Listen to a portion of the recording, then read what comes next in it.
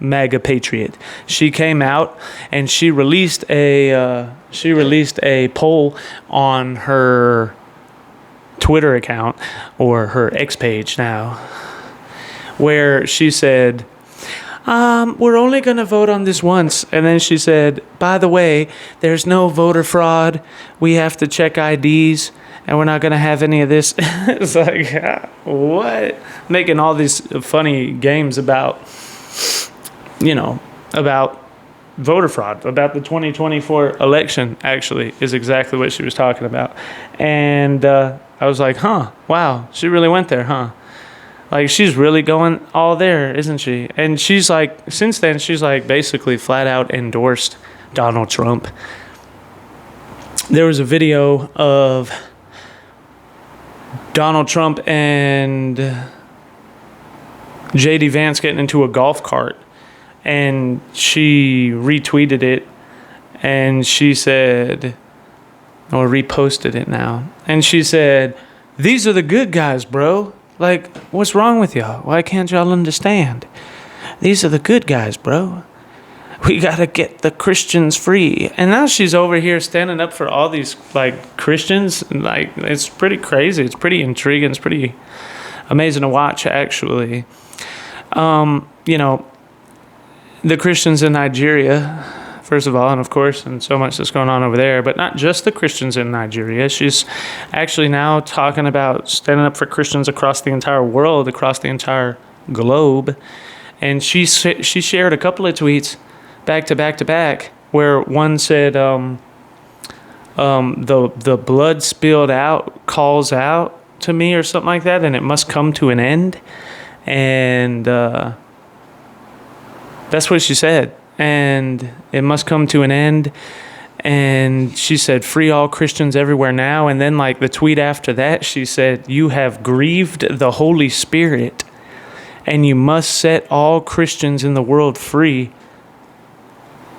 right now. And then the tweet after that, she retweeted, like, the lyrics to, like, one of the I forget who makes that song, but it's a Christian song where it says, Christ the holy rock which I stand. I think, is that Kim Walker Smith? I'm pretty sure that's Kim Walker Smith. She retweeted those lyrics. I'm pretty sure that's who it is. So that's pretty crazy, right? Like, she's being bold and radical. She's become, quote unquote, radicalized, as the left wing would say. She's become, quote unquote, radicalized. Oh no, guys, she's one of us. Whatever will you do? But let me go ahead and tell you a secret, though. She's become super bold and outspoken about Jesus Christ, the Lord Jesus Christ. There is only one God, and it is the Lord Jesus Christ. There is only one way, and it is the Lord Jesus Christ. There is only one King, and it is the Lord Jesus Christ. There is only one belief system, and it is the Lord Jesus Christ. You ever seen that before? I think that movie was about, like, the Christian Crusaders or something like that. You know, the Christian Crusaders, they're a controversial group. I'm not really sure what I think about them, to be honest with you. I haven't read nowhere near enough on the history of them to really get a full understanding. Although, I hear why people are against them, because they went to war. Yeah, it's understandable. And they were Catholic, and, I'm not really a Catholic. And they were sent by the Pope, and then you look at other things like, well, they were taking the Holy Land from the Muslims, and, like, that's kind of understandable. Like, I understand where you're coming from when you do that. But I think they also turned against the Jews as well, and I am not a big fan of that. So I don't know, it's really weird. But they had this, they're controversial. Some people love them and are obsessed with them and be like, that's the Christians that we're supposed to be. And then other people are like, it's kind of the exact opposite of the gospel. The truth may be somewhere in between. I don't know. It's really interesting, honestly. But, she has... I think that's what that's from. I think that's from that movie there. Yeah, because I saw this, like, clip. I saw, like, this AI clip on Facebook or something like that, and it showed them, like, marching like Christian Crusaders, and this guy was sitting up there, and it was like, this is how I'm starting to feel more and more every single day. And it shows him sitting up there, and it says, there is only one God, and that is the Lord Jesus Christ. There is only one way, and that is the Lord Jesus Christ. And they're like marching in unison beside each other. They're walking beside each other, just do one after the other, standing up beside each other, because they're all getting in line to go to war, and they got their spears and their swords and everything, and they are dressed up in old, like, medieval armor, and say, there is only one way, and that is the Lord Jesus Christ. There is only one God, and that is the Lord Jesus Christ. There is only one king over all the earth and nations, and that is the Lord Jesus Christ. And I'm like, this is interesting. But I kind of understand where they're coming from at the same time, too, though, because, you see, like Charlie Kirk murdered on live TV, and then you see Mum Dummy, the dumbest, goofiest, corniest politician in the entire history of American politics. This guy's even worse than Barack Obama. He's even worse than Joe Biden. How do you get worse than Joe Biden? How can you be worse than Joe? These flows are the cheat codes. We need those elite bros that got to sit and try to veto the ego like Weak Joe Finito release. How do you get worse than Joe Biden? Come on now. Joe wasn't even the president. He never was. It's all a lie. It's a sham. They lied to you, my friend. They want you to think that he was the president. He wasn't. It was a lie. It was never real. That's the reason why we got rid of all the auto pen pardons and BTW. By the way, we're coming after you. That's right, we're coming after you, Anthony Fauci, and it's not over. By the way, I tell you all the time, Anthony, we're coming to get you. It's not over. By the way.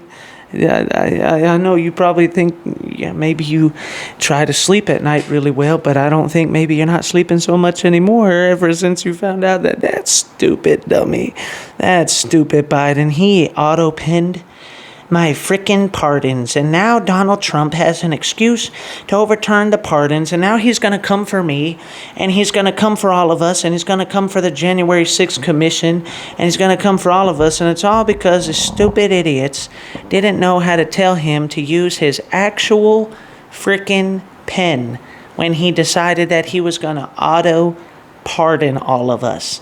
And now I can go to prison for possibly being a Nazi scientist and doing wars on humanity and doing criminal, weird Frankenstein experiments. Crap and a half. Oh, man. I really thought I was going to get away with it this time, guys. But it seems that maybe God really is in control of it all. Listen here. And so, well, Anthony Fauci and all them are going to be going to prison for the rest of their lives. Speaking of which, this whole thing with Charles Lieber, the Harvard scientist who created nanotechnology and patented a thing that allows you to inject it inside of people's human skin, by the way, and that's not a conspiracy, that's a fact. I have the patent number, and I'll give it to you, because we back up everything we say here.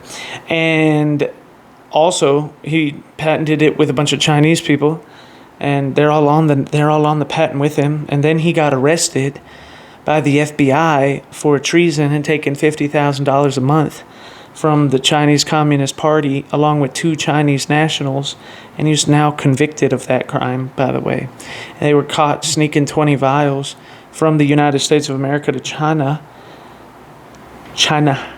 to China during the height of the COVID-19 pandemic, like in 2020, by the way. And and that's where that whole thing comes from with like Bill Gates. But you know what? Actually, I'm making a whole thing about that where I'm going to show you, I'm going to walk you through the whole thing, bro. And I'm going to show you the articles from not some outlandish website on 4chan somewhere in the dark webs of the interwebs, even though a lot of those are more reliable than the mainstream news media is, right? But I'm going to show you verified and read to you the verified articles from harvardmagazine.com and harvard.edu and doj.gov, and show you from mainstream cited sources that everything that I just said is 100% factual. You have not heard of it because the mainstream news media doesn't want you to hear about it. But if you look it up, it's all right there for anybody to read. It's crazy, man. Now, while that's happening, right, and that's far from over,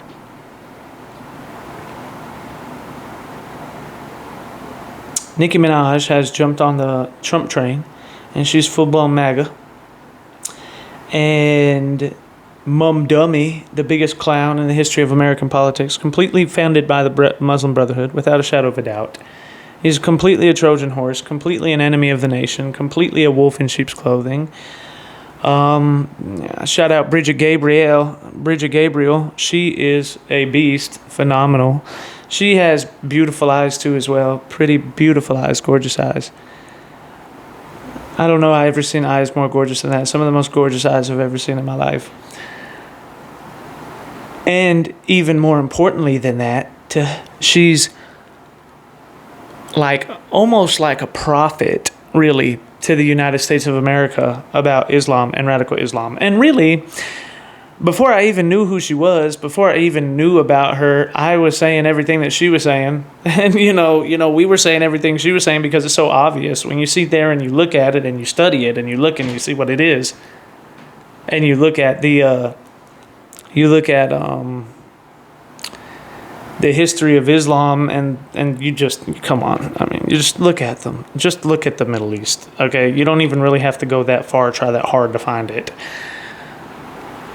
And also when you study the way that they take over countries and what they did to Iran and all this kind of stuff, But Bridget Gabriel is awesome because she comes in there and confirms everything that you thought inside of your mind, but we're like trying to find a way to prove on paper that that's exactly what it is.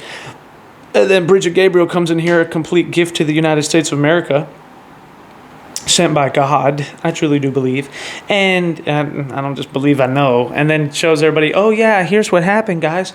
By the way, I'm from the Middle East, and this is exactly what they did to me, and that's exactly what they do on purpose, and I can confirm for you that we were not a Muslim country, and then we were so nice to the Muslims, and they hit us with all that Islamophobia nonsense too, and we loved them, and we ate with their children, we played with them, and we grew up with them, and everything was great and fine, similar to like how the Jews talk about the Nazis during the Holocaust.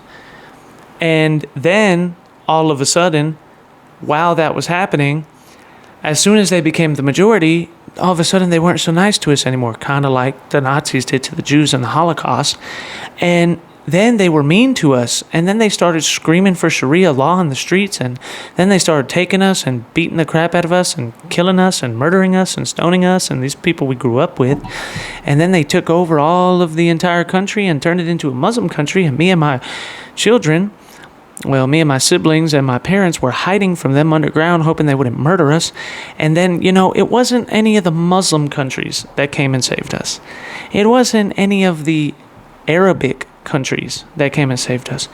It was Israel, the Jews, and the United States of America that rolled their tanks into that city and saved our lives from being murdered and took us out of the region to Israel and then emigrated eventually to the United States. That's why I love Israel. That's why I love America. And that's why I've come here to warn the United States of America that the same exact Muslim nonsense they did on us, they are trying to do on you.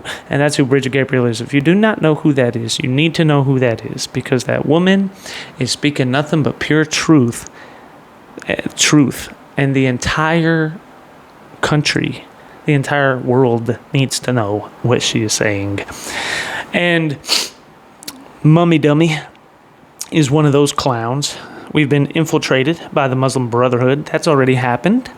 Obviously, you look at people like Ilham Omar, the inbreded Muslim, who has a problem with the backwardness of straight white men and Christians in the United States of America. and various other Muslim candidates and, whatever you want to call them, that all snuck over the northern border through Canada instead of the southern border. While everybody was looking at the southern border, they came in through the northern border. And that's why they're all in Minnesota and Michigan. Fun fact, by the way, I was taught that 15 years ago, more than that now, like 15 to 20 years ago when I was in middle school, I had a teacher that was telling me that long before any of these people ever came around. He was one of the first people that ever taught me that socialism was a bad thing and that capitalism was a good thing. And he was like, oh, yeah, by the way, there's a big, giant Muslim presence in Minnesota and Michigan that we're paying attention to. It was in 2007 that he was telling me this. I remember because it was before Barack Obama was ever president. It was right before he was elected because we were holding things in the class to try and see who was going to be the next president. So it was like in Bush's last year, he was telling us this. So he told me this in 2007. Yeah, and eventually what's going to happen is if nobody does anything, blah, blah, blah, blah, blah. And he was really smart. He was like a visionary. Like he could see where things were going into the future because I remember him telling us specifically. Like we were like, oh, they're going to create a bunch of bombs up there or something. And then he literally looked at us and said, no, I don't think that's what they're going to do. And I'm like, what do you mean that's not what it? And he's like, what they're going to do is they're going to try to settle down into civilian life, and then they're going to start running for political office, and they're going to try to become the majority and take over cities, and then eventually infiltrate the entire state and blah, blah, blah. And I was like, huh? That's interesting. Like, how do you know that? Because nobody was talking about that. The mainstream news media was not mentioning that. And he was talking about how he knows that because the CIA was watching it. And he is connected to people that were in intelligence. And I was like, what? And then here we are 15 years later, and was he lying? No, obviously not, because all of Michigan has been taken over by Muslims, and all of Minnesota has been taken over by Muslims, and Detroit's got Arabic all over the place, and you have Ilham Omar, the one who says that she's got to get rid of the straight white Christian male backward patriarchy because they're so backwards and living in the past hundreds of years ago while she has sex with her own family members and produces inbred offspring because Christianity is backward. Right. And anyways, so on top of that, then you have these others, and now you got Mummy Dummy, and Bridget Gabriel was talking about how, oh yeah, by the way, guys, when you weren't paying attention and you guys were all worried about Mummy Dummy over there, who, by the way, if you look at it, nobody born and raised, he lost the majority of voters that were born and raised in New York. I don't know how many times I got to repeat these statistics. You know what I mean? It's pretty crazy. It's pretty wild that I have to keep repeating these. It's like people on the left are so dumb that even when you repeat statistics to them, they act like they don't have the brain cells or the IQ points to be able to withhold them and count them together and figure out that what you just said is called a fact. And fun fact is that the majority of people that were born and raised in New York, the majority of people that are living in New York right now that were born and raised there did not vote for Mummy Dummy. Actual statistic, not an opinion. Actual statistic. And then, on top of that, all the people that have lived in New York over the last 10 years, for over a decade or more, he lost the majority of that vote. So all the New York originals, he lost. Where he won, quote unquote, the majority of the vote, was in people that had not been in the city but 5 years and less.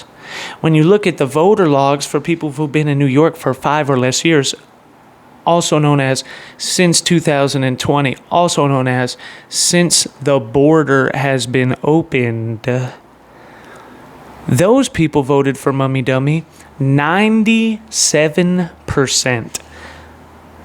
Isn't that crazy? Actual statistic, 97% of people in the city that have been there for less than 5 years voted for Mummy Dummy.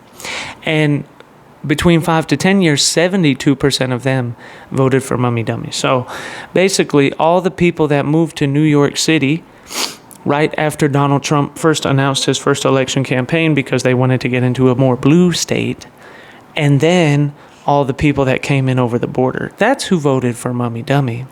Because the people that were born and raised there, and my whole family is from New York. My whole family is from New York. And I can promise you that none of them voted for Mummy Dummy, okay? Not one. I don't think I have anyone in my entire family at all. And that's a lot of people, you know.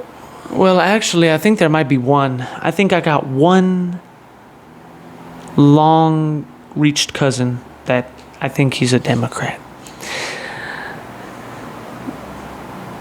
But everybody else is a Trump-publican. Okay, so, and really it's a tragedy, and we talk about it. I'm like, I'm kind of worried about you guys being up there because, like, it's about to turn into Arkham City up there is what it's going to turn into, okay? You ever played Batman before? You ever played Arkham Knight? Arkham Asylum, Arkham City, where they just turn half of Gotham into a prison and the people are just running through the streets doing whatever they want to. That's about to be New York City, okay? Because of the Muslims, because of the Muslim Brotherhood. And like Bridget Gabriel was trying to tell you, while you were paying attention to that one race, over 80 Muslim candidates ran for office at the same time, and 42 of them got elected. And now you have Muslims in key positions all over across 17 different states. 42 new Muslims were elected to office, and they're everything from mayors to board of directors to school boards to secretary of states and all sorts of things. And, it's crazy, bro. It's absolutely ridiculous. And it's just the beginning, right? Because we are in a war right now for the United States of America, and that's so blatantly obvious. I don't have to tell nobody that. If you don't know that by now, then you're a casualty, and you'll wind up, you'll be the first one to go if anything ever goes off. You'll be walking down the street to go get your eggs from the Wally World, and then you'll be like, whoa, what is going on? Maybe there's a tank in the middle of the street and I don't know why. What is it? Oh, yeah, the Muslims are trying to take over now. You didn't hear? And while the Muslims are coming in on one side, we got the commies on the other one. And, like, now they're kind of arguing and blah, blah, blah, blah, blah, blah, blah. Not speaking that into life. Not speaking that into existence. In fact, I am under the exact opposite impression that that is not going to happen in the United States of America. There will not be a civil war. And there will not be this military ingumption and all these sorts of things. And it's not going to go down like that. It's not going to have to go down like that. But there is going to be a battle. There's going to be a real, actual battle, as though there already has been. But it's just going to get deeper, okay? And now's the time to choose your side, and that's really what it is. Between good and evil, light and darkness, holiness and, crazy, debauchery. That's really what it is. Do you worship Satan or do you like God? Like, which one of those do you sound cool with? Because that's the divide right now. Do you worship the devil or do you worship Jesus Christ? Like, it's really what it is. And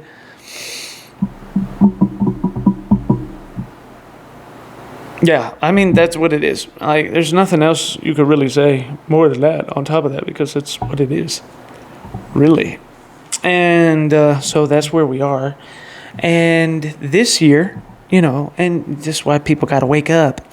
It's like, we've had some pretty good victories this year in essentially Donald Trump becoming president. Well, actually, he was always president. Joe Biden never was president. Autopen. Remember, Anthony Fauci, we're coming to get you. You're not getting away, okay? And Bill Gates,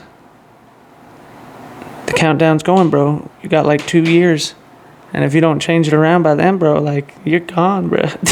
They're gonna get you. And so the thing is, with that being said,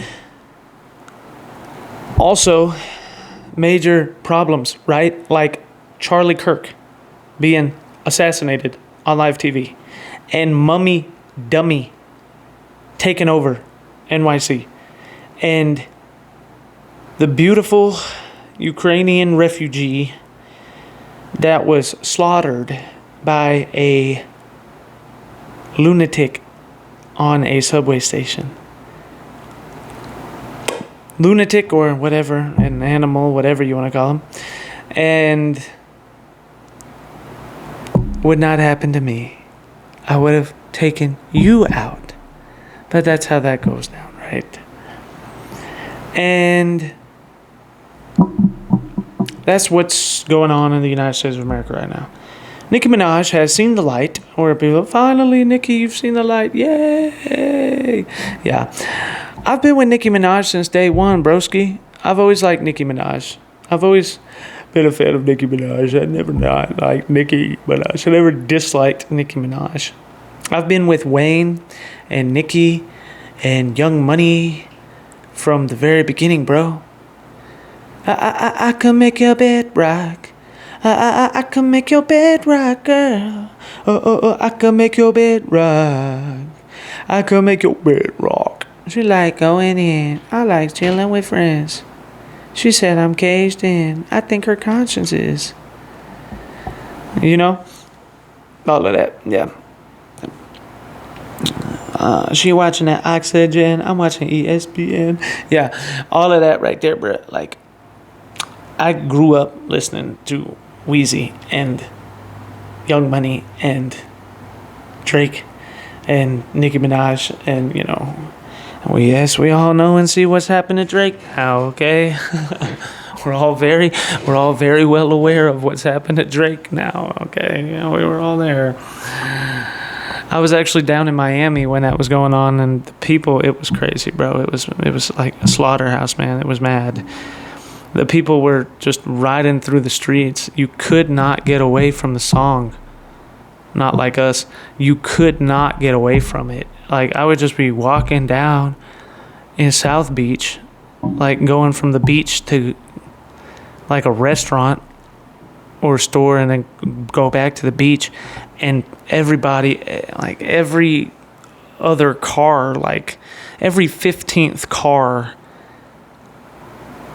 was blasting, they not like us, they not like us, they not like us, right through the speakers all the way down Miami Beach. Like, it got so annoying. Like, for a while, you're like, my goodness, man.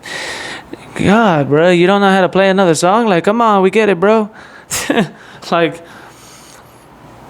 you know, we're not, you know, we're just saying, man, like, goodness gracious. Like, we all get it. We've heard the song 150,000 times. Like, goodness gracious. You know, it just gets old after a while, man. And they were like, you know, and then people would break out into dance in the middle of the streets. Literally would just hear someone would roll by, and they would be playing the song out of the windows, bumping the song, and then all these people jump in the middle of the street and just start dancing. They not like us. They not like us. They not like us. Yeah. And I was like, you know, that's crazy. Hold on a minute, bro. I don't know, bro. Like, I was hearing something like bang the wall or something, and it just stopped. It just went away. I don't know. It's weird. It's like for the last 15 minutes, I keep hearing stuff like smack walls and like smack the window and stuff. Like, I'm like, what the heck is that? Like, I don't know. That's weird, bro. I don't know. It's probably, who cares? But, you know, anyways, so yeah, that's what was going on. And I was like, oh my God, how could Drake ever show his face in Miami ever again? He looks like he's getting slaughtered here, and he's just not responding back. But whatever. That was in the past.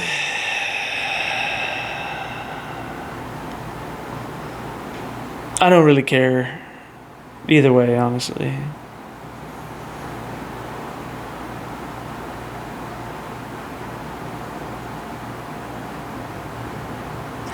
And Kendrick's overrated anyways. Like, nobody wants to say it, but it's the truth. Nobody wants to say it, but it's true. Okay, and a lot of people actually say it. And that diss by J. Cole was actually really good on Kendrick. It was actually pretty good. The fact that he took it back is what made it all go down. And you're like, what is this stupidest thing? Who does that? Like, what is that? Why would you sacrifice yourself like that? It doesn't make any sense to me. You sacrificed your position forever for that. It's kind of stupid. And, I'm not really a fan of Kendrick. Never really have been, ever. I've always thought Kendrick was overrated. I kind of just, I almost, roll my eyes every time that Kendrick comes on. I'm like, oh, okay, whatever. Whether Drake's a pedophile or not, we don't know. And we've never seen any evidence to prove that he was. But in today's day and age, all you got to do is accuse somebody and everybody believes you, so you know how it goes. I don't really like Kendrick anyways. I kind of feel like Kendrick is, kind of full of it. I've always felt that way. That has nothing to do with Drake. I just always felt that way, bro. And maybe it's even more because it's not like I hate Kendrick. It's not like, I think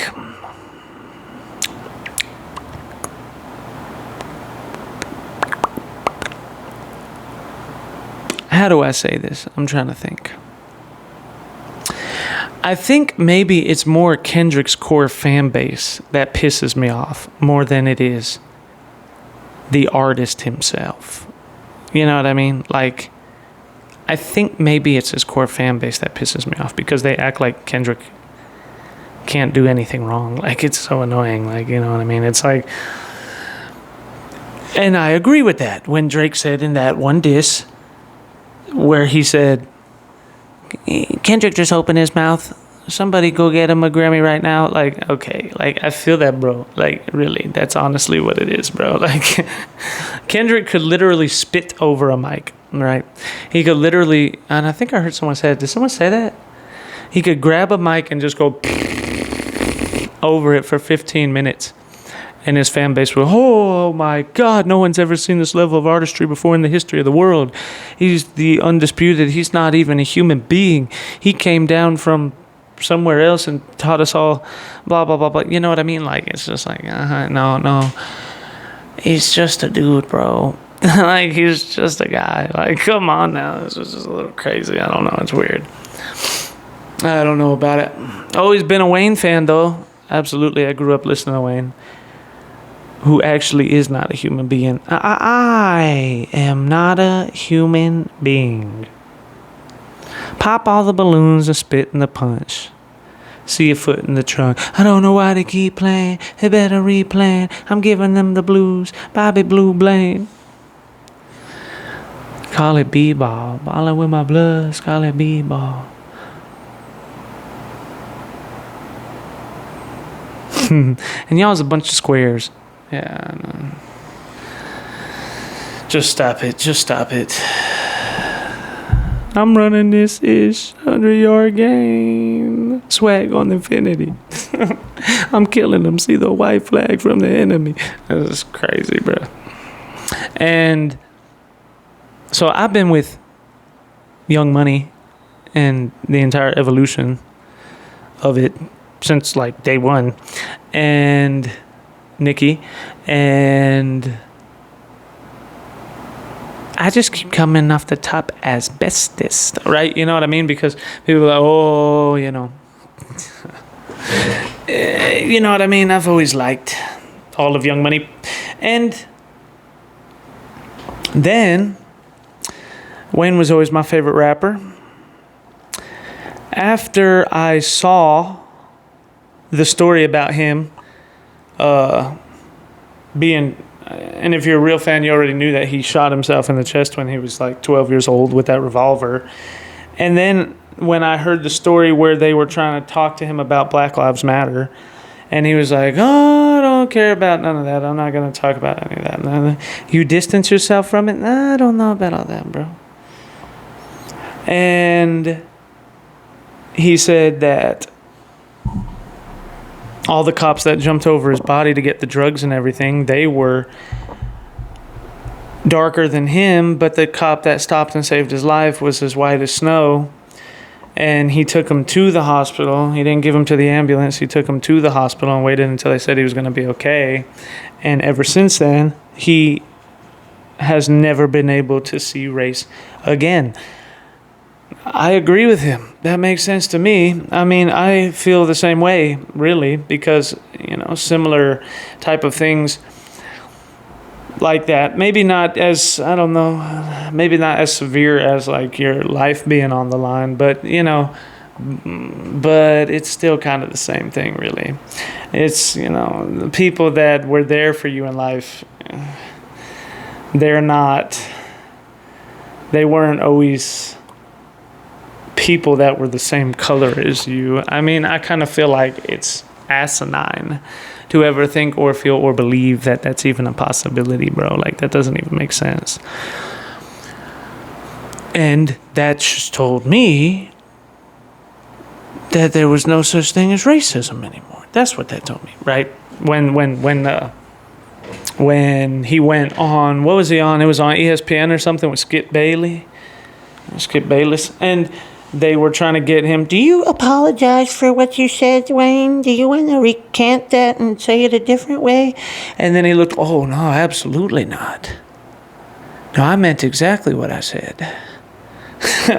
And that's why you like Wayne. That's why you love Wayne. That's why we love Wayne, because Wayne is not a coward.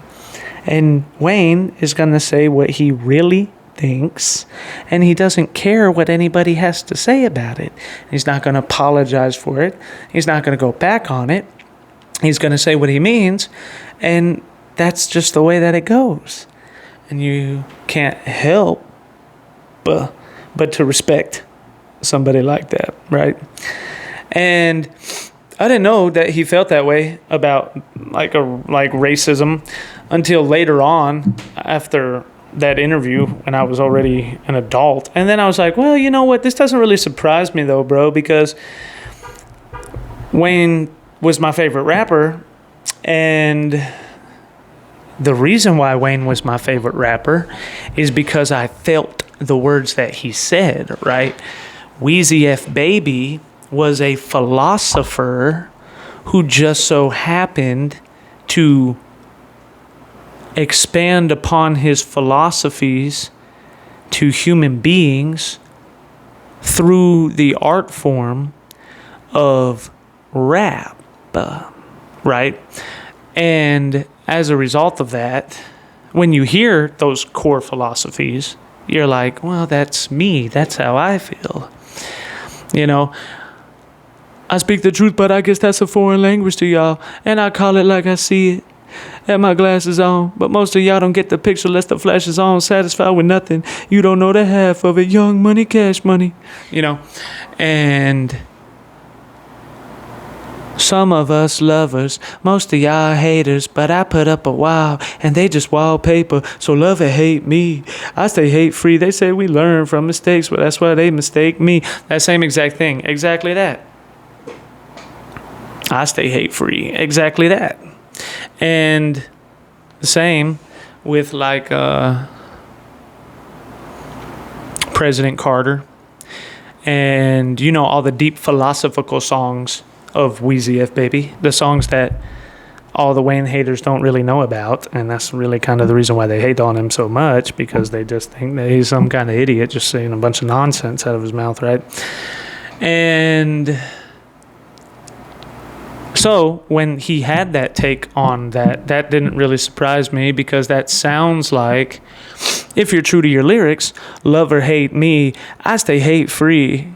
If you're true to those lyrics, and I speak the truth, but I guess that's a foreign language to y'all, and I call it like I see it. and my glasses on. If you stay true to those lyrics, we're all in the same picture, but we all got different poses. If you stay true to those lyrics, or Can't Be Broken, which may be my favorite Wayne song of all time, I'm here to stay, I'm really great, but don't discriminate, because I done seen a mirror break behind a pretty face, right? If you stick true to those lyrics,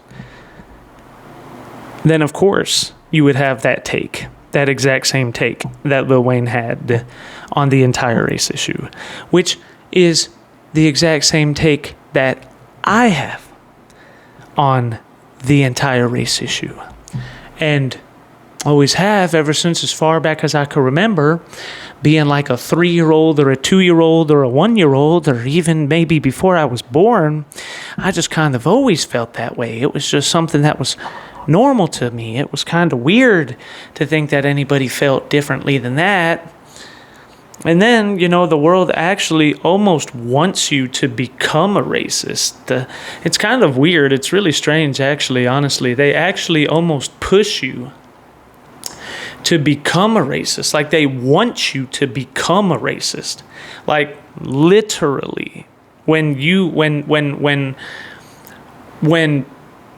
people pick up on the fact that you don't have hatred or bitterness in your heart towards somebody, they will actually get angry at the fact that you don't have bitterness and hatred and anger in your heart. And they will try to push you and try to like bring up examples about this, that, and the other thing, and what about this, and what about that, and da-da-da-da-da-da-da-da. And they try to poke and prod, and they're trying to accuse you like, oh yeah, you know you got racism in your heart. I know it's deep down in there somewhere. You just don't want to blah, blah, blah, blah, blah. And those people are extremely bitter at life and extremely small, low, letter queer, and insecure, right? And I'm sure that Wayne has faced the exact same thing in life, which those interviews are a perfect example of that, when he just said something that people should be like, wow, that's amazing. What a grasp towards unity. If we had more stories like this one, maybe we could actually solve this problem, the world's problems, right? Maybe we could actually believe that there was such a thing as no male or female in Christ Jesus, no Jew or Gentile in Christ Jesus, right? Maybe we could actually believe those things and make an estimate, an advancement towards it, right? But instead of that reaction, which would have been a holy, righteous, wholesome reaction, they have the reaction of, ooh, how dare you not be bitter and angry? How dare you not want to join Black Lives Matter and curse and damn all the white people and all of them straight to hell if you could, and try to kill every single one of them? How dare you not feel that way? Well, that's just because you blah blah blah blah blah blah blah blah blah blah blah blah blah. And the more they talk, the less it makes sense, right? And then you go on ESPN, and they just can't handle the fact that you said that too, and they try to push you into, did you want to rework or apologize what you said? No, not at all. See, I actually meant what I said. Would you get a load of that one? I actually believe that the world operates that way. Isn't that crazy? I actually am really kind of operating on a higher level and a higher vibe than you guys, and you guys just can't seem to understand that. Really. And yeah. And so after I saw that, I was like, wow, man. Wayne sees the world the same way that I do when it comes to race. Isn't that crazy? Because, like, well, as a kid, I felt a lot of the lyrics, and I've been at the top for a while and I ain't jumped yet. Like, exactly that, bro. And what I love about Wayne, too, is, like, you know, it's this attitude of, almost like destiny, right? Like full assurance that I'm supposed to be here, and I know I'm supposed to be here, and ain't nobody gonna tell me that I'm not supposed to be here either, right? And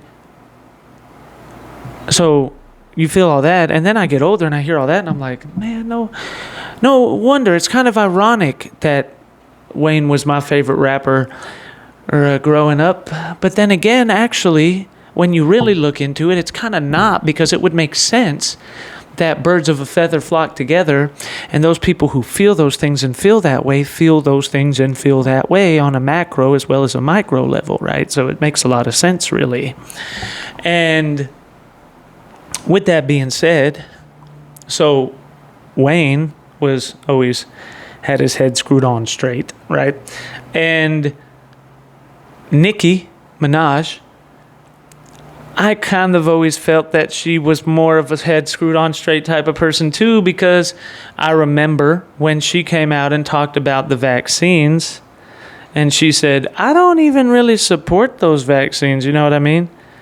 I remember when she came out and said that, and everybody tried to attack her. Oh my God, he doesn't support the vaccines. Try to kill her and cancel her and everything else. And, you know, and then she was like, oh, no. You're not going to do me like you do these people, okay? You're not going to cancel me because of what I think about the vaccines. And she stood by what she said. And then she said something very remarkable in one of those rebuke backs to the mainstream news media, where she said, you know, all of these rappers you're listening to feel the same way as me though, right? Like, really the truth is, you think that like me, like I'm an outlier, or like somebody like Wayne on that issue is an outlier. But the truth is that it's a lot closer to like half and half, and maybe it's more majority the opposite direction than for, right? And they just don't want to say it because they don't all want to get canceled and lose all their money and get buried into the ground for having an opinion of their own. You know what I mean? Like, it's one of those things, right? And because, you know, sadly, we live in a world that believes that people aren't allowed to have an opinion and be something different than, you know, everybody else is, which really is kind of the mode of greatness if you think about it, right? And so when she had said that, I was like, that's really interesting. Like, I've heard other people say that before, or, you know, kind of characterize that kind of an idea, that kind of a thought process. I kind of had heard people say, I think that the people in Hollywood don't even really hate Donald Trump. They just kind of pretend to. I mean, of course, some of them might, but maybe it's really like just a handful, like a small percent, and then the rest of them, and then a small percent say they agree, and then that big 80% in the middle, maybe the majority of them, like quite a lot of them actually support Donald Trump. They just don't want to have their entire career uprooted from them and thrown in prison and who never what else they get from it. Because if you tend to look around, those people tend to be targets, right? Roseanne Barr and Tim Allen and, you know, so many people, one after the other one, yeah. And yeah, exactly that. And then I was like, when I heard her say that, though, because I had heard other people speculate on that, you know, normal everyday people. But when I heard her say that, I was like, an inside rapper in the industry who's deep in the industry, like everybody knows who Nicki Minaj is, right? For her to say that out of her own mouth, that's really interesting. There really is something deep going on there, huh? Isn't there? And so now this comes out, the Christians in Nigeria and everything, and she's now praising and endorsing Donald Trump. Was at the UN, as I'm sure you've heard. Now she releases 3 tweets in a row, one quoting the song lyrics, I think, of Kim Walker-Smith, where she said, Christ the solid rock I stand. And then another one saying that you have grieved the Holy Spirit. We must stop letting Christians get murdered now. And another one where she said the blood is calling out to me and all this. Wow, powerful statements for Christians around the world, and she's 100% right and correct, obviously. Pray for the persecuted church. And simultaneously, now she's making jokes about voter ID and voter fraud, and she says, she shows a picture of Trump and J.D. Vance and said, these are the good guys. And she's really going all in. She's full MAGA now. And I'm like, I kind of always knew that you were, Nikki, after I saw that COVID thing. It was only a matter of time. And there's a lot more as well, too. And simultaneously, while that's happening, also various other people, right? Like Kevin Gates, who also is another, like Wayne, a very outspoken human being who really doesn't care what people think. I love Kevin Gates. And they ask me if I'm real, and I say, really, really. Exactly, bro. And exactly that, broski. And I won't apologize because I'm not really sorry. Yeah, exactly. I don't apologize because I'm not really sorry. Wow. Crazy, hard to believe, huh? Just drop the nuke bomb on him right there. Oh my God, the method behind the madness is he's just really not sorry. You know, like Donald Trump, really. I don't apologize because I'm not really sorry. They asked me if I'm out. I got money on my mind. I said, really. Make them believe. I made them believe. A lyrical songwriter any could sing. Raking in money like raking in leaves. I was just trying to get paper to sneeze. I chew. That was a blessing. She's special to you. I don't look at it special. Actually, I treat it regular. Not being seen when not making no spectacle. All to your boy, do all the etc. He talking reckless. Don't call me back ever. Yeah. Shout out to Black. Shout out to shit. Monte Carlo, cocaine in the street. Mustang and GT in the street. Trunk in the front door make me an elephant. I really put syrup in my beverages. Really feeling myself. I thought it was evident. You know, so like the same thing, right? And then they asked him about Black Lives Matter. And, you know, you probably already know by now. But see, what do all these people have in common that don't support Black Lives Matter? You know what they all have in common with each other? That they don't care what you think. That's what they have in common with each other. That they're not sheep.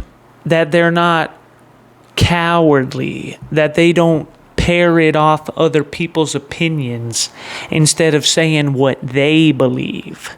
They don't walk around with their spine untangled and their tail right up between their legs up their dress because they're too afraid and cowardly to say what they think towards people, right? That's what they have in common. 99% of the human population agrees, if you ask 100 people, 99 of them, if not all, will agree that courageousness and courage is one of the most admirable traits on the planet. Really, it's the most admirable trait on the planet.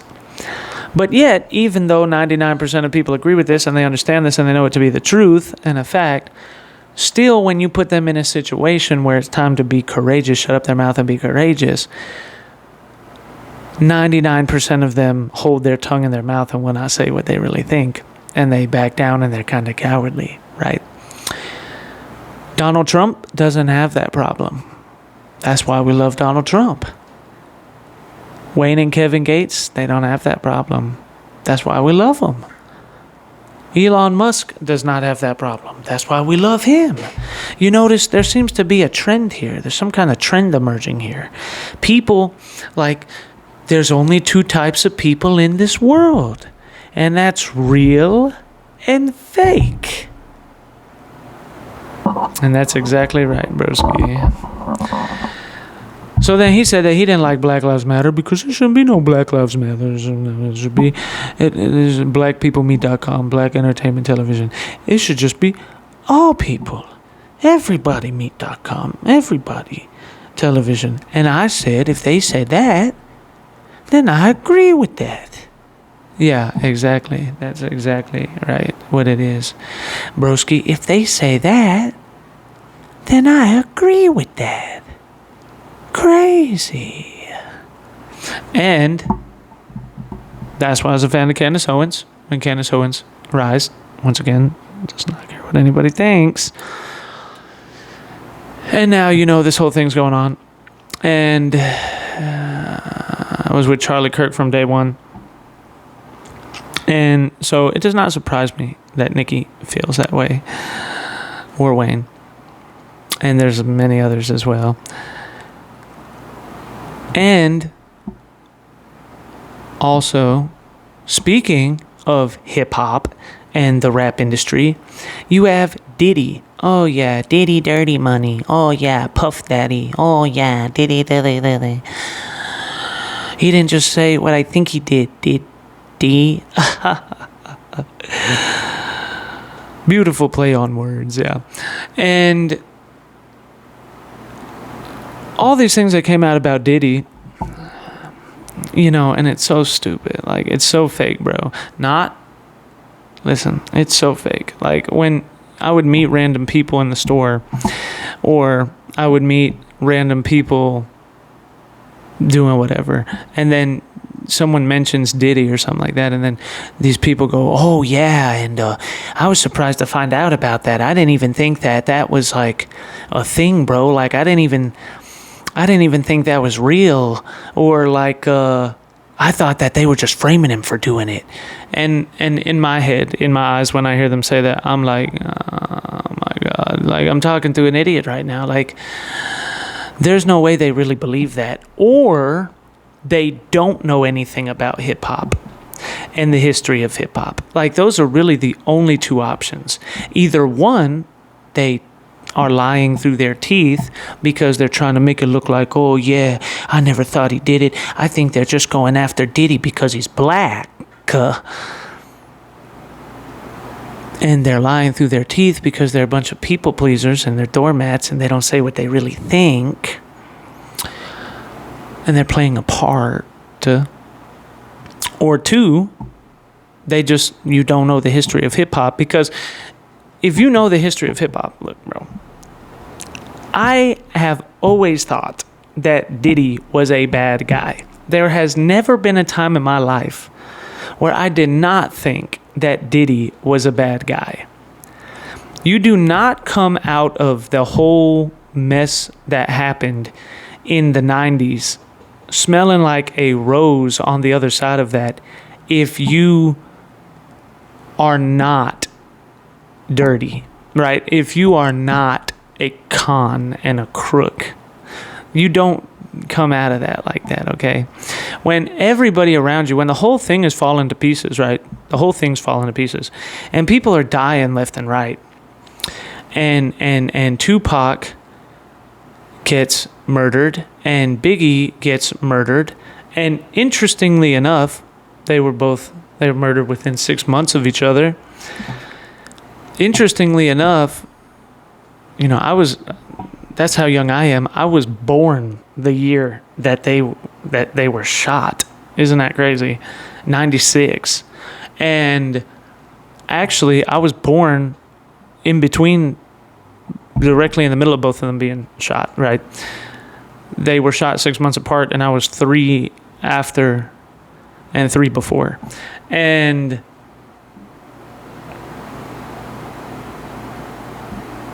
so if you know the history of hip hop and you know the story and you know how there was this feud and then all these people and then Death Row Records and Bad Boy Records and all of this, and you know about the West Coast versus East Coast and Tupac getting robbed in the lobby and then he thinks that Biggie did it, and then Biggie says he didn't do it, and people still don't know whether he really did or didn't do it, and if it was all a setup to create this thing that we saw come to pass, whatever, who knows. And Tupac gets shot, and people say, well, obviously Biggie had him killed. I'm not saying that people might not be prescribed to that idea now, but at the time, that's exactly what people were thinking. And so maybe Biggie got him killed because they're in this beef, and then they kill Biggie because they're trying to get back at him because of what he did to Tupac. And a lot of people, maybe the majority of people, I would say probably anyone outside of the hip-hop world probably believes that. You know, they see it as like a big, giant, massive gang war. You're aware of that, right? And it's understandable why. But then again, there's all the big, giant theories in it when you really dig into it. And then, you know, there's the official narratives of this just random stuff. Maybe a fan went crazy because someone killed Tupac and he thought he had to get Biggie as revenge, or it could be that the records actually were getting each other, or it could be gang affiliations. The official story that Tupac was getting killed by the Crips because he got into an altercation with them or whatever right before. Maybe not. I don't know. And then you see all these things, and you see Suge Knight. And Suge Knight was a lunatic. He was out of his mind. He was crazy, completely unpredictable. He was a nutcase, and he's like trying to shoot people over like a parking spot. He was just a hot-headed fool, is what he was. A hot-headed fool. And people stayed out of his way on purpose, not because they were scared of him, not because they were afraid of him, but because they weren't stupid enough to be in his way, because he's a hot-headed fool, and he's going to end his life and yours over a parking space. So just get out of his way and let him kill himself one day, right? That's essentially what they're thinking. And, you know, and then he winds up going in and out of prison and da-da-da-da-da-da-da. Simultaneously, and all these things where, you know, when Tupac wasn't going to go back there and should kill Tupac, and you know, and you see all these things, and then he killed Biggie, or blah blah blah blah blah blah blah, and then so Tupac's dead, Biggie's dead. Lil' Kim, where is she? Is she famous? Is everybody's listening and watching Lil' Kim? She's doing real good, and everybody in that entire circle, like where are they at? Where are they at though? Like they're where they at? There's nowhere. They're nowhere. They're nowhere to be found. They're all irrelevant. Every single one of them is irrelevant on mass scale. Every last one of them today is irrelevant, except Snoop Dogg and Diddy. Except Diddy more, you know, behind the scenes, but that's because, you know, it's kind of smart, you know. It's more like, I'll just stay out of the limelight, and I can continue to grow this crazy empire while nobody's paying attention to me. And he was richer than all of them. Diddy's like, he's got more money than all of them. So, and Snoop Dogg was on trial for murder. So it's like, it's not like he came out smelling like a rose. Yeah, you understand what I'm saying?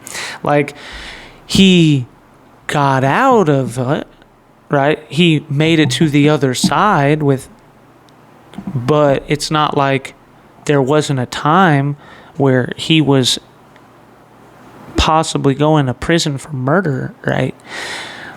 But you know who never got in trouble over anything at all ever, while everyone else is bumping in and out of prison and getting shot and murdered and everything else? You know who's not ever getting in trouble? Only one person, and that's Diddy. That's Puff Daddy. So because of that, always knew that Diddy was a bad guy. I never questioned me once, bro. What was insane to me is that I couldn't believe that he's just walking away from this, and nobody ever acts like anything's wrong with this guy. Everybody's like, well, we understand you were caught in it, and you were just kind of there, and you weren't really involved, and you were smart enough to get out, and we're so happy that you didn't succumb to the same things that everyone else did. Instead of, wow, you must be the worst of the bunch. You must be like the Adolf Hitler of the bunch because while all the lackeys were running around dropping like flies, you just kept on going and made your billionaire net worth. And you just keep on going, don't you? So I always thought that Diddy was a bad guy, and I told people that all the time, bro. I would always tell everybody, that is a bad guy, man. And nobody calls him out on it. And that's because they're, one, afraid of him. Two, people that are scared to call him out on it because he's black, and they're gonna be like, oh my god, but they're just mad because he's a black guy that did it, and if it was a white guy they wouldn't even say anything about it, which is something that black criminals say so that they don't get in trouble for their crimes. And then, or people in the hip-hop community don't call him out for it because he's like in charge of the hip-hop community, right? It's crazy. You notice something that's really interesting? The whole beef, I don't know if you recognize this or not, maybe it's just me, maybe I'm crazy, you ever look at this, but the entire rap beef between Drake and the entire hip-hop industry, it didn't happen until after Diddy was arrested. Do you think that that's a coincidence? You think there's a coincidence there? You know that Diddy pulled most of the strings behind most of hip-hop, right? That's why he's a billionaire. That's why nobody says anything about him. That's why they're always like bragging about, I'm with Diddy. And I always thought Diddy was a bad guy. I just knew he was. I didn't just think I knew, and I was like, this guy is really gonna get away with this, isn't he? And I thought it was bad. I used to pray, I'm like, God, expose this fool because this guy's evil and he needs to go down. And then when all this came out about him, I was like, this does not shock me. And I was surprised. I was like, oh my God, the Bible's right. In the book of Proverbs, it says that you do all these things and you think you get away from it, and it looks really good for a season, but then it all comes crashing down at you one time you didn't even know it. And I was like, yeah, God's telling the truth, ain't he? God is not a man. He will not be mocked. Whatever you sow, you'll also reap. And now he's reaping what he sowed. Interesting. I was like, yeah, you're going to get him, ain't you, God? Good job. Justice will fall like a stream. And then, that didn't surprise me at all. At all. And I told everybody, and everybody's like, oh my God, we're so, and I'm like, well, these people shocked because they don't know anything about anybody. They don't discern anything, or they live in this like little make-believe snow blow world somewhere where just because somebody's famous and rich means they're not a bad guy, right? And so as a result of that, and on top of that, that didn't surprise me at all. And, I really do also really, not only did that not surprise me, but I really do also believe I think that there's probably a whole lot more there that we don't know nothing about, but we will know about as time goes on. And then out of nowhere, they all start trying to let him go. Oh, yeah, see, he didn't really do nothing. Just let him go, let him go, let him go. And then 50 Cent, of all people, who I've also always really liked too. Okay? Many men preach death upon me. Blood in my eyes, dog, and I can't see. I'm trying to be what I'm destined to be.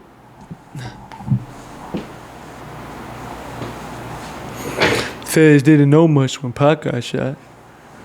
I got knocked. There I spell it out every time.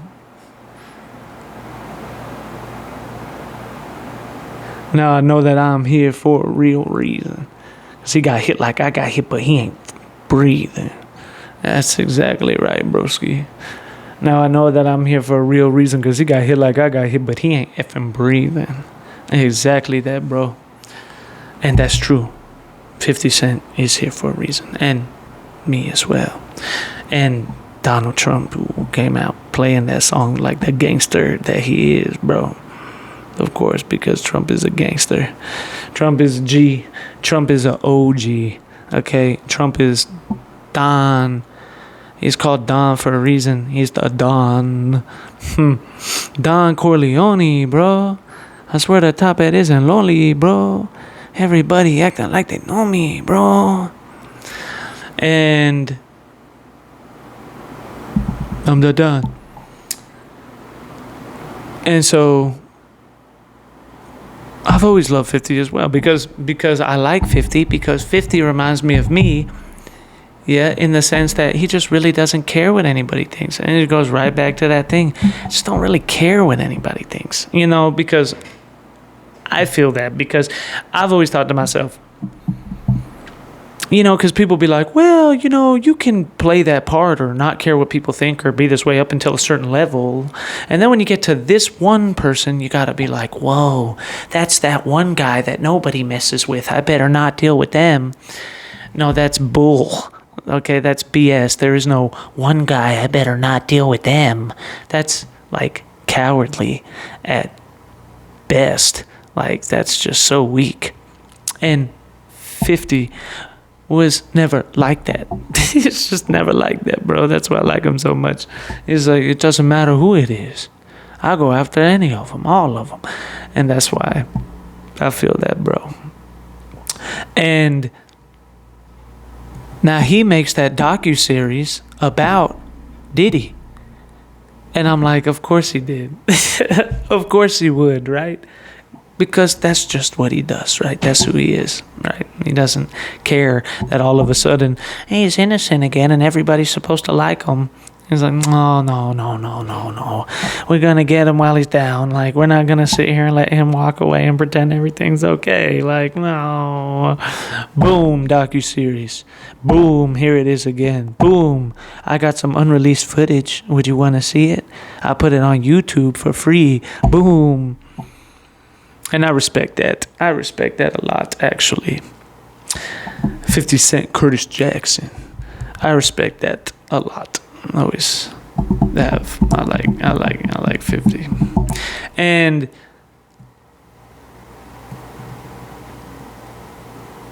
they asked him, who's your favorite villain? And he said, who's my favorite villain? I like Diddy. I'm like, bruh. I knew he was going to say that, broski. As soon as they asked him that, I'm like, bruh, he's going to say he likes Diddy, bro. He's going to say it's Diddy, bro. Watch. It's like, I like Diddy.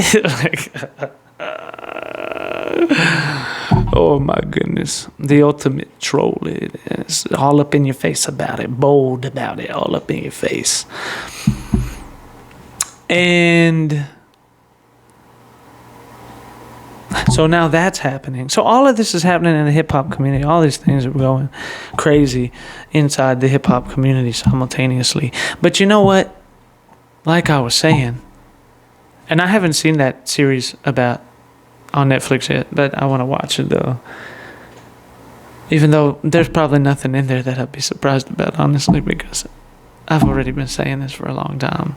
And now people are all over, like I saw this article where they're like, 50 was telling the truth about Diddy the entire time, man. And we just didn't believe him. I'm like, who's we? Who the heck is we? I've been telling you the truth about Diddy the entire time. You just never believe me. I don't think that anybody that even, if you have any kind of rational thinking about you, and you stare at that situation, the entire 1990s hip-hop scene, and you don't think that there's something wrong with Diddy, you don't think that he's a bad guy, you don't think that he's the worst one amongst the bunch, and that's the only way that he comes out smelling like roses. Like, if all of those guys go down, and you come out, first of all, birds of a feather. So you don't try to feed me this BS story about how you're different than all of them and you just so happen to be in the wrong place at the wrong time and you're caught up with a group of guys, all of this bull. No. not only that, but you got to be the worst one. Like, you're the bad guy in the movie that doesn't get killed because he's pitting all the other ones against each other, right? You're like the Joker in The Dark Knight in the beginning of the movie where they're all shooting each other in the back, and then he's taking out the whole team, and he's there with them, and they don't even know he is because he's amongst them, and he's out planning all of them. And then the one guy catches on because there's at least one smart guy in the group, and then he says, "I'm guessing the Joker told you to kill me when we were done with this, huh?" And then he's like, "Huh?" And he thinks real quick. "Oh, can't let him shoot me here. No. I'm supposed to kill the bus driver." Bus driver?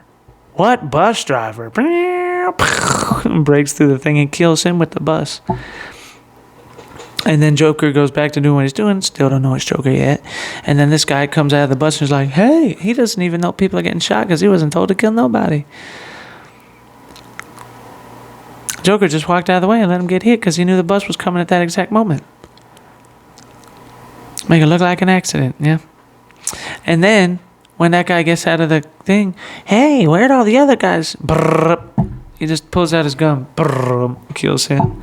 So now everybody's dead except the Joker. And he gets all the money. And he walks away scot-free, surrounded by bodies.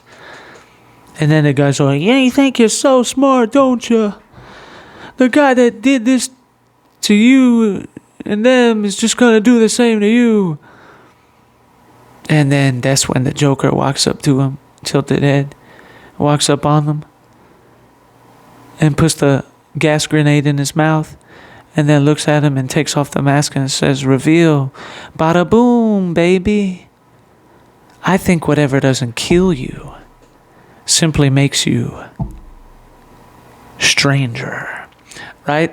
So, haha, bada boom, reveal, dummy. I was planning this whole thing the whole time. What, you think I'm stupid or something? That's why I'm right down here in the midst of them. I'm walking away with all the money. And that's Diddy. He walked away from a pool full of bodies with all the money. And if you don't realize that that makes him the worst of all of them, it's because you're an idiot. You know, he sees people like Suge, "Oh, well, you know, he'll kill himself. He's an idiot." And then that's what happens. Okay, so it doesn't surprise me. 50 going after Diddy. I like that. I'm very happy about that because Diddy doesn't need to walk away from this all scot-free and acting like everything's okay.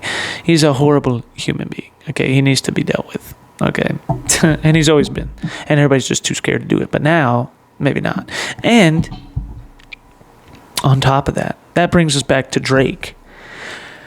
I want you to rewind the clocks back like a year or so, right? And think about this for a minute. Go back and look at the timeline of the Drake beef with everybody. The 20v1, right? Is this a 20v1? Yeah. Go back and look at that, okay? And I want you to notice what happened right before that happened. Diddy was arrested. Diddy, who has his arms and his tentacles in the entire hip-hop community, gets arrested. And after he gets arrested, then all of a sudden, the entire hip-hop community doesn't fear Drake anymore. Do you understand that? There's something weird about that. There's something to that. Because the reason why there's something to it is because, one, Drake isn't really a scary guy. He's not really somebody that I would ever be scared of. You know what I mean? He's not somebody that you think, that's an intimidating guy. Like, that just doesn't go through your head, right? Like, you don't hate Drake, but that just typically doesn't go through your head. As a rapper, he's not really what you would call a lyricist.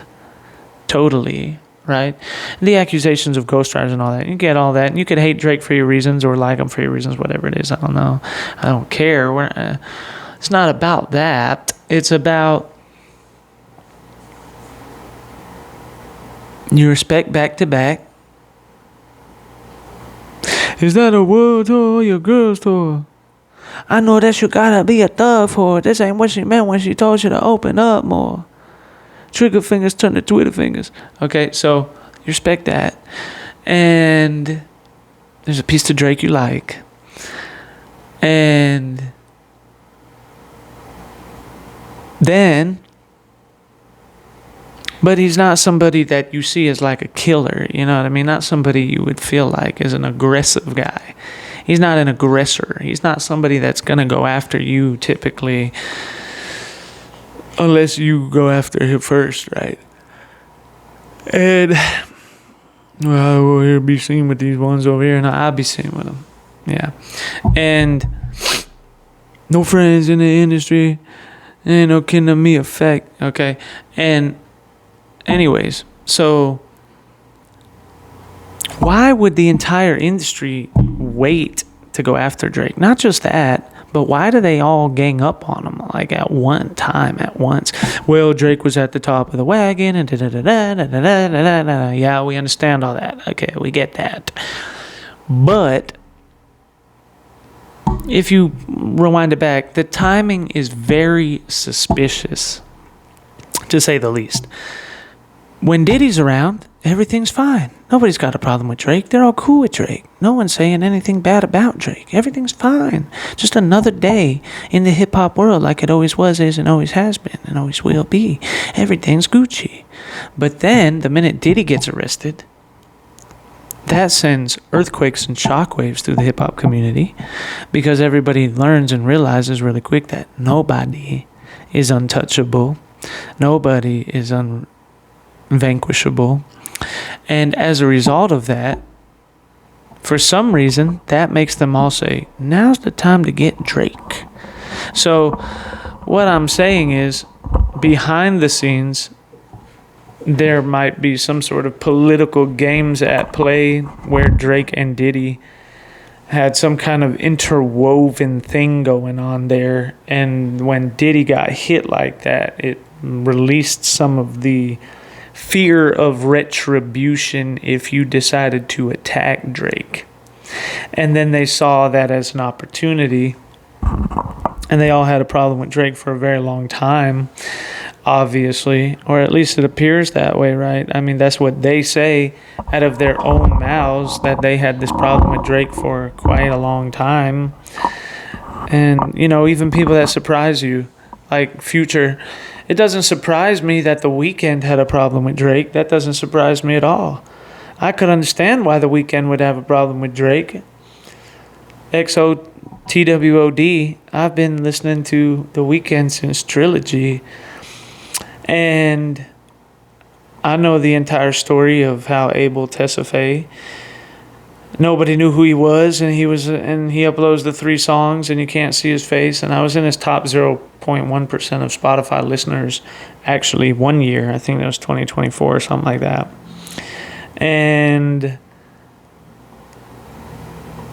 then he reveals his face to the world, and Drake asks him to go on tour, and he's getting like $10,000 a show, which is far less than what he should have actually been making. But, you know, $10,000 a show is good money when you don't got no money. And you're homeless. $10,000 a show sounds like a real good deal.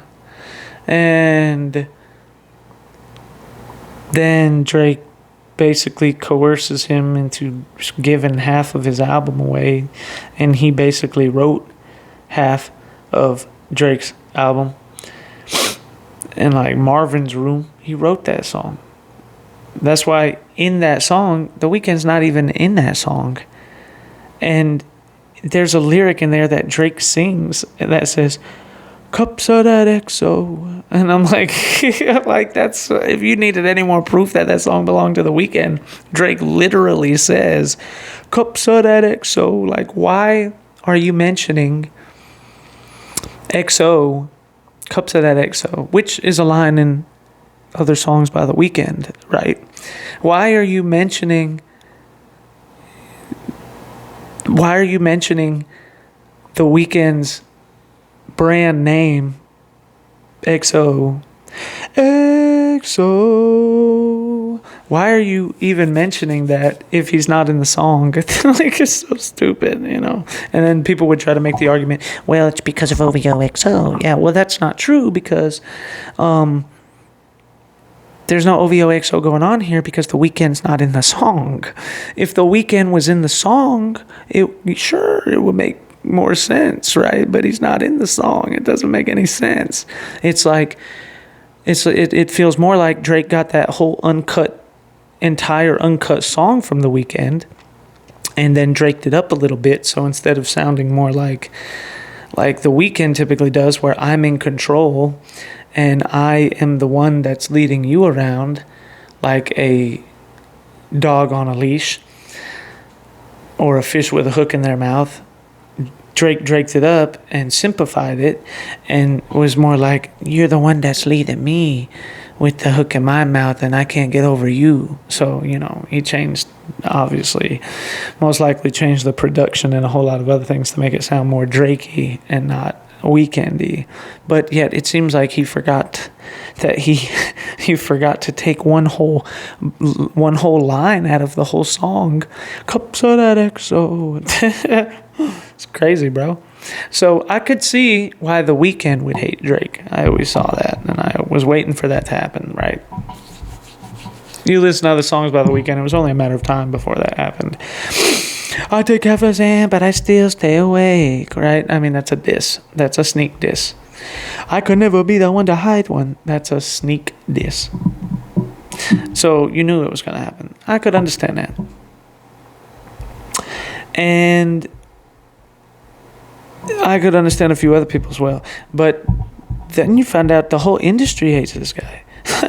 Future doesn't like Drake. Why not? I thought Future and Drake were homies, bro. They're always making songs together. Or whatever, you know. Or an opportunity arose, maybe. I don't know. Mother, the big three. It's just big me. And Wayne is better than all three of you, by the way, in case you didn't know. But honestly, it's just the truth, man, letting you know. And we all in competition for the GOAT. Like, no, you're really not. You're maybe in competition for who's the biggest mainstream artist at this moment in this timeline. But I definitely wouldn't say you're in competition for the greatest ever at all. But anyways, so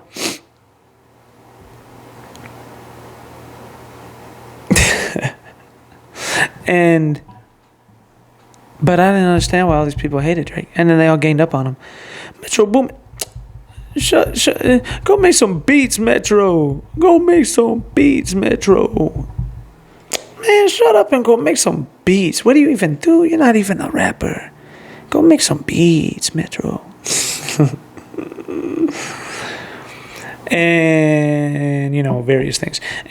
But then they all go after him. But they all go after him at once. And it's right after Diddy gets arrested. You think that's a coincidence? I don't think that's a coincidence at all. I think that there's something that we don't know about, like, you know, the fans, the people don't know about. That deep down there behind in the dark secret marketplace somewhere, there's some kind of shady deal going on there. And really, I don't really trust Kendrick either, by the way, because, you know, if we're just going to be forward about everything, you know, let me just go ahead and say I don't really trust Kendrick either at all, by the way. Kendrick kind of gives me a weird vibe, bro. Like, there's something weird about him. Like, I don't know what it is, but I kind of feel it. I kind of know what it is, but there's something there I just don't like about Kendrick. Like, there's a weird vibe there, bro. Like, I don't know. Because, you know, Kendrick talks about how he's all for God and everything all the time and all this kind of stuff. And people are like, oh, yeah, Kendrick's for God. Oh, yeah, Kendrick's a prophet. And he's a prophet. Do you even know what a prophet is, bro? Like, Kendrick is definitely not a prophet. And really, what it actually is is like, and now that you're calling him a prophet, that makes my suspicions even worse, because now the vibe just got intensified, because I was picking up on some kind of vibe like that anyways. Like, I don't know, man. Kendrick's weird, bro. Kendrick's weird. Like, you know, he's just weird, bro. There's just something about Kendrick I don't like, bro. I get weird vibes about him, and I always have. It has nothing to do with Drake or the Drake beef. I've always felt that way about Kendrick. There's just something there. It's weird. And then during the beef, there was some songs in there where it like kind of confirms that vibe, because it comes out a little bit, right? It's like, "Dear Adonis, I'm sorry that man is your father," right? And you're like, oh, it's creepy, bro. Like, it just feels disturbing. You know, like, for real. And but I always felt that way. I don't know. You almost wonder if, like, low key, if like Kendrick worships the devil or something, broski. And then I could already hear all the Kendrick fans now losing their mind. Oh my God, he just doesn't get it. He just lost it. He knows nothing about hip hop at all whatsoever. Might as well throw every opinion into the dust, into the shadow realm, because he has absolutely no idea about anything that has to do with hip hop or rap whatsoever. Because how could he ever say that about K Dot? K Dot walks on water. Doesn't he understand? Like I said, he could spit over a mic and they would give him a Grammy for it. It just doesn't understand. Oh my goodness, how could you ever blasphemy Kendrick like that? Hope you might have been listening to me, Kendrick. I am conscious if you do not hear me, then you will be history, Kendrick. I know that you're nauseous right now, but I'm open to lead you to victory, Kendrick. I see the love in her eyes. This is how you capitalize. This is parental advice. Then apparently, I'm over influenced by what you were doing. I thought I was doing the most of someone said to me. That's a good song. I like it. And also, like, you hear that? I know I'm not the only one hearing that. I swear, you had to have heard that, bro. That was a loud bang. Like, you heard that. Like, I don't know what it is. It's been going on all night. Since I started recording. It wasn't happening before I started recording. Before I started recording, there was no noise at all. Everything was peaceful. Since I've started recording, I've heard like 30 bangs, like in various places in the whole room, on all sides of the walls and on the window. And I swear, at one point, it sounded like someone was like turning my doorknob or something. It was weird. Like, it really did. Like, it happened like twice. If you go back and you look at the video, maybe you see it where I was like looking to the side a couple of times. So it was like, what the heck is... I don't know. It's weird. I don't know. Maybe it's a demon. Maybe it's devils. Maybe demons are mad because I'm exposing the lies of darkness. I bind them demons in the name of Jesus. You go straight back to hell where you belong. To hell with the devil. Ah! You ever heard that song before? It's a good song. That's an old heavy metal Christian song. It's a good song. And I'm not really a heavy metal guy. I don't know if you pegged that or not. Some of it's okay, though. I like that one. That's a good song. To hell with the devil. And who's the name of the artist that does that song? I think they're like Striper or something like that. I think that's what you call them. Styper or something like that. And... what was I saying? Oh, yeah. I think that Kendrick maybe low-key worships the devil. You know, I really do, because it's just weird. There's just weird vibes there, bro. Like, I don't know. Something about it just doesn't feel right, bro. It feels strategically strange. You know, like... and I think that Kendrick is talented. I think Kendrick has talent. Yeah. Like, especially... where I really saw Kendrick's authentic ability is when he was drinking out of that bottle. Loving you is complicated. Loving you is complicated. Loving you is complicated. Loving you is complicated. Right? That whole thing where he was acting. That was subpar acting, bro. That was. Cause I'm a creative guy, bro. Like, I'm an actor. and a creative writer. And I don't go around saying people are good actors when they're not good actors, bro. I could tell the difference between a bad actor, an average actor, a good actor, and a great actor. And that was that was really good. There wasn't no smoke and mirrors going on there, bro. That was legitimate acting ability, which most people don't possess. A lot of people don't possess. Most people in Hollywood don't possess. But that was real acting. That's when I was like, okay, yeah, maybe, yeah. I mean, there is some kind of talent going on there, isn't there? Because I wasn't so sure before that, and yeah, I don't know, yeah, I don't know, But then I saw that, and I was like, kind of like Lady Gaga. Lady Gaga is the same way. Lady Gaga is extremely talented. She's one of the most talented people on the face of the planet. Right? Obviously, she is. And she's an icon. She has iconic status. Dancing, singing, entertaining, performing, music, and like everything else on the creative spectrum, right? She's one of the most talented people on the planet, and also very highly intelligent as well. She's an actress too, right? You remember the MTV Awards where she comes out there holding the whiskey and the cigar. Lady Gaga, that Gaga. And, and she looks like a guy, and nobody knew that it was her at first. For like the first 5, 10, 15 minutes there, nobody had any idea, no clue that it was her. I didn't know what it was. Who's this random guy on there talking about Lady Gaga? And then, as time went on, all of a sudden it starts to hit you, and you're like, wait a minute. Is that Gaga? Is that Lady Gaga? Dressed like a dude? What is going on here? And then you're like, well, maybe she's cracked it. Maybe she's went off the deep end finally. She went a little crazy. And then you keep watching and you're like, nah, she's just that good of an actress, huh? And Justin Bieber was in the crowd, and he was sitting there he had this look on his face like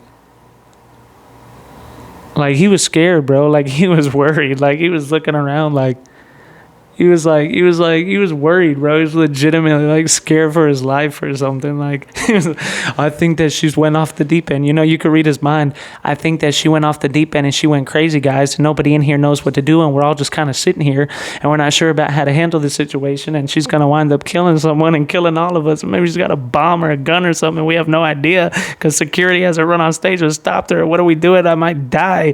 That's kind of the vibe he was giving off of his face, right? Oh, Bieber.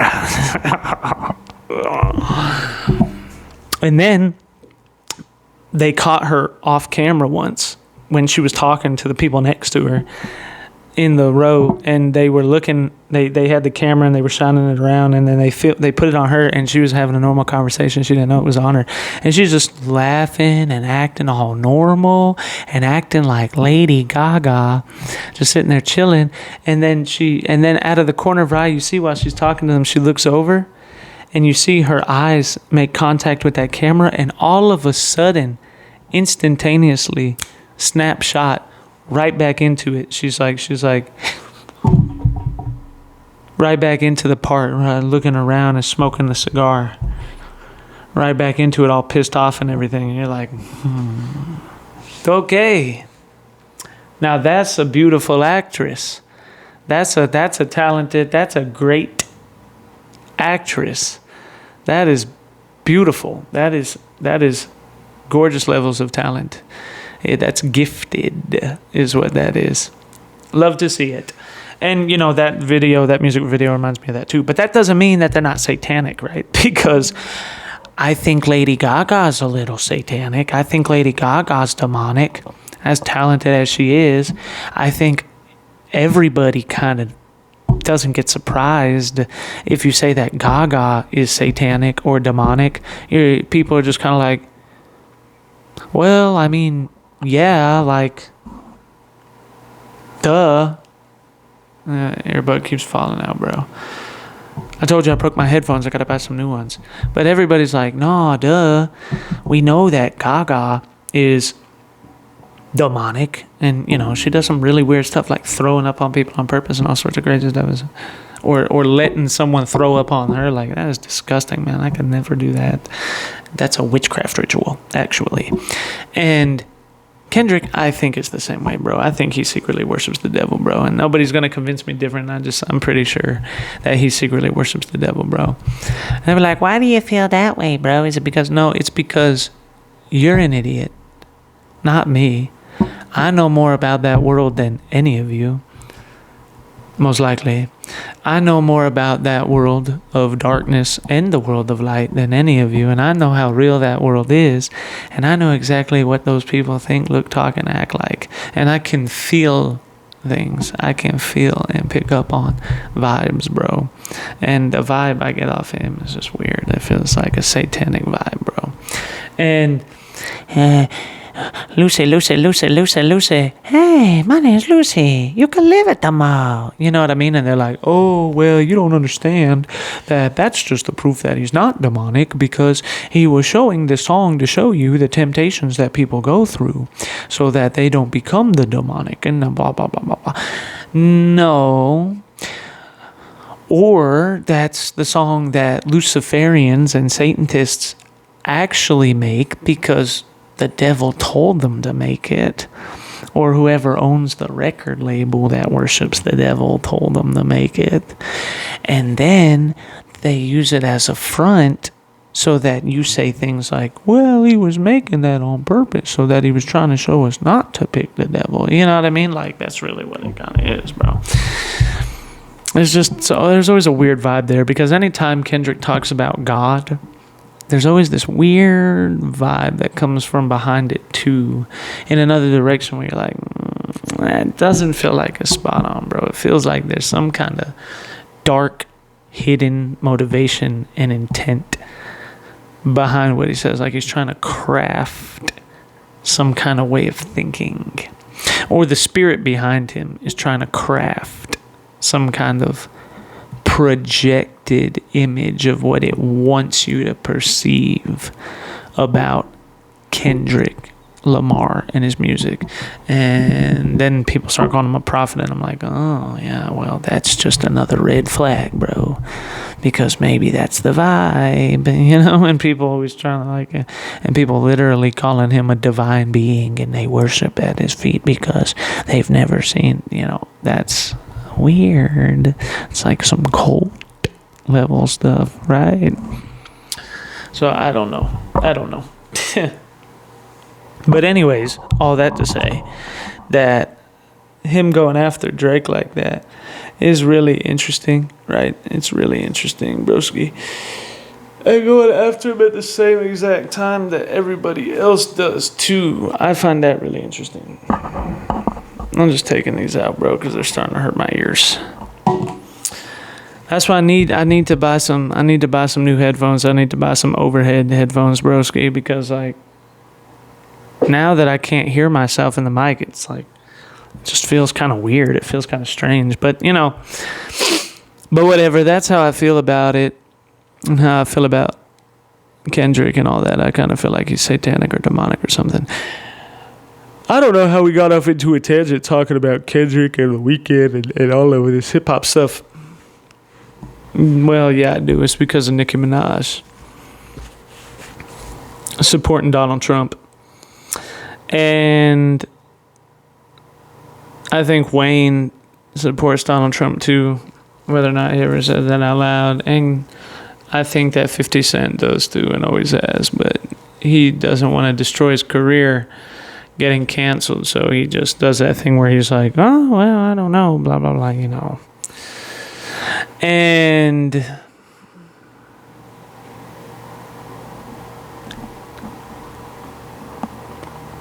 yeah, that's just how I feel. And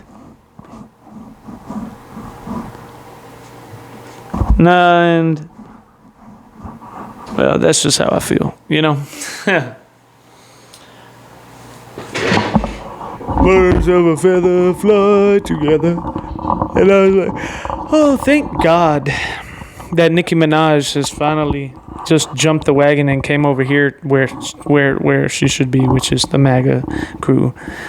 And another one finally realizes that the lamestream news media is full of absolute crap. And then she announced her next album, which is coming out on my birthday. Yep, that's right. Crazy, isn't it? March 27th, 3/27/2026. That will be my 30th birthday. I am 29 right now, which is very young. Still very young, but I'm also a multi-trillionaire, so everything's Gucci. And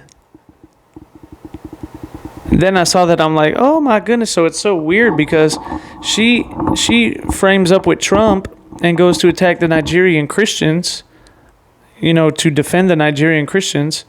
All of that happens on Halloween, which is weird because Halloween is like a devil holiday. It's a pagan holiday. And for the Christians internationally with Trump, where culture and politics meet on Halloween, pagan holiday.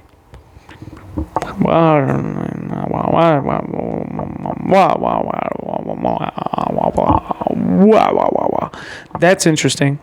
And then on top of that, then I see that she releases an album, and that's on my birthday. And I was like, that's really weird. That's interesting, isn't it? 3/27/26. And I'm like, oh, that's crazy. And then to get even crazier, funnier, more interesting, is that when I found that out and then posted, hey, March 27th is my birthday. And I got the best birthday gift of all. I got the queen of hip hop coming over to the MAGA side and the MAGA train. The best, highest selling female artist ever. Coming over to the MAGA train and realizing that all the narratives are a bunch of bull. And seeing everything for what it really is. That's the best birthday gift ever. Now, while I post that on Twitter, she releases, same exact day, a song from the album, just coincidentally, that happens to be titled Pink Birthday. Isn't that hilarious, bro? You cannot make this stuff up, man. It's crazy. So, yeah, that's how I got a tangent about all that. Because Diddy's like a horrible person. He needs to go to prison for the rest of his life. He's a loser. 50s exposed him. That's good. Kevin Gates and Wayne and Nikki and so many people that are not a bunch of puppets with puppet strings on their back, right? Essentially. And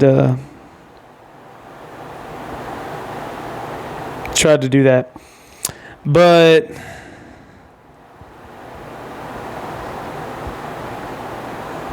anyways,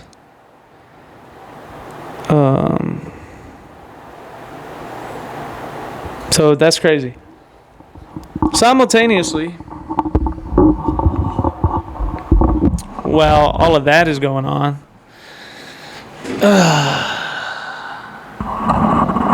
this is going to be a long episode, bro. I can already tell. But I want to get something to drink. You know what? That goes into Erica Kirk. Because there's a whole lot that's going on right now with Erica Kirk. Speaking of the political situation.